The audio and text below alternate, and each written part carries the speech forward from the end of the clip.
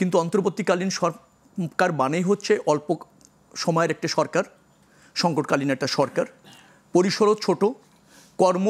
পরিধিও ধরেন আপনার সুনির্দিষ্ট। তো সেই এক সরকারের শেষ অধ্যায়ে এসে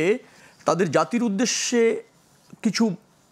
করণীয় যেটা নির্ধারণ করা হয়েছিল, বিশেষ করে কিছু প্রয়োজনীয় সংস্কার, আপনার বিচার, ফ্যাসিবাদের দোসর এবং ফ্যাসিবাদের সাথে যারা যুক্ত ছিল তাদের বিচার, এবং সবচেয়ে গুরু দায়িত্ব ছিল যেটি, সেটা হচ্ছে একটা নির্বাচিত সরকার, জনগণের অবাধ ভোটের ভিত্তিতে একটা ইনক্লুসিভ নির্বাচন করা তাদের গুরু দায়িত্ব ছিল।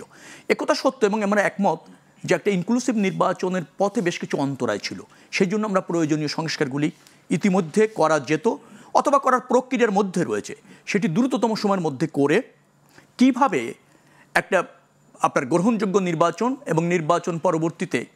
একটি যেটাকে বলা হয় নির্বাচিত সরকার, দায়বদ্ধ সরকার প্রতিষ্ঠিত করে, জবাবদিহিমূলক একটা সরকার প্রতিষ্ঠিত করে কি প্রক্রিয়ায় তারা এই শেষের অধ্যায়টা পার করবে সে ব্যাপারে মনোযোগী হতে বলেছেন, আমি যদি বুঝে থাকি।